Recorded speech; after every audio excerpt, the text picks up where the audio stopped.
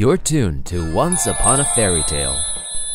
Welcome to another episode of Once Upon a Fairy Tale, the podcast. It's Disney Dwayne, and we're talking today about the recent strike at Disneyland in California that was recently averted on December 3rd, basically 2021. And it was averted because the Disneyland Union members, represented by Master Services Council, voted to accept a new 3-year contract after rejecting an identical proposal on November 17th.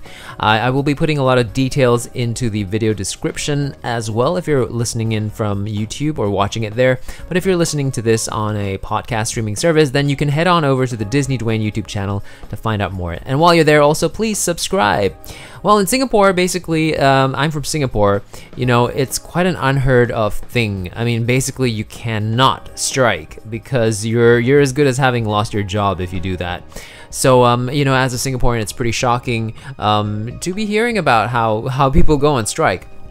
It's a whole other thing. You can look it up. If in Singapore, if we want to sort of protest anything, we have to sort of apply to do it. And also, there's a specific area where you can hold this event. So it's all monitored by the police and everything, and you know it's got to be done that way. Anyway, so this strike was avoided, and basically the tentative agreement endorsed by Master Services Council leadership raises the minimum pay from $15.50 to $18.50 per hour. This is a 19% increase. So what I'm confused a little bit right now is, if someone can tell me also, the minimum wage for California is only rising from $14 to $15. That's a $1 increase, and that's happening only in 2022. So how is it that the union can authorize a strike for a pay increase from $15.50, it's already above minimum wage, to $18.50 per hour? That's a 19% increase, and of course Disney, you know, employs a lot of people, so that's quite an increase in cost for them. So what I know though is that strikes are not something that are new to Disney. In fact, in 1984, I think this was the biggest strike. This happened in Florida at the Magic Kingdom, and it lasted 3 whole weeks, and nearly 2,000 cast members were involved. This is, I think, probably the largest strike in history as well, probably. If I'm wrong, please do correct me. It happened on the first day Michael Eisner was appointed CEO. Oh, good luck to him. He did well though. I mean, he didn't quit or anything. He had a whole run as the CEO. So let's get in a little bit onto the details of what this strike was about. It's slightly different.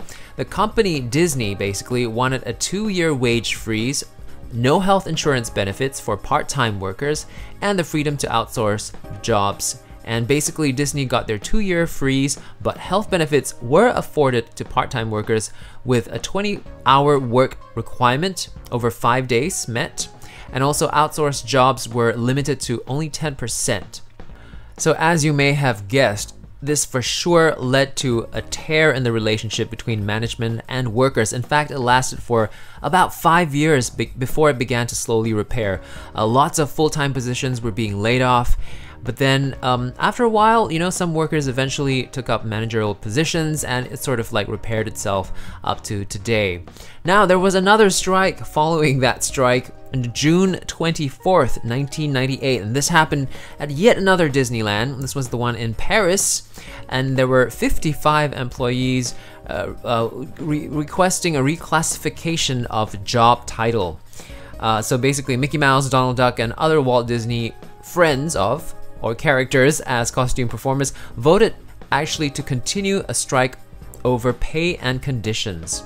Again, if you're interested, there's a link in the video description. You have to hop on over to the YouTube Disney Dwayne channel to find this episode of Once Upon a Fairy Tale, the podcast, if you're listening on a streaming platform. Well, Disney certainly has a colorful strike history, and that's not the last one. I'll share another one that happened actually quite recently, this year in fact, October 27th. Cast members from the housekeeping department at Disney's Newport Bay Club Hotel, well, they were feeling that the hotel was understaffed, which left no available rooms for guests. But then their strike also left no available rooms for guests. You can see pictures. Guests were all in line, and I guess they had to be turned away. and Newport Bay is located in Paris. So I'm curious to know, what are your thoughts on the strike? How do you feel about them? Are they justified? Do Disney cast members deserve what they're asking for? I think they do.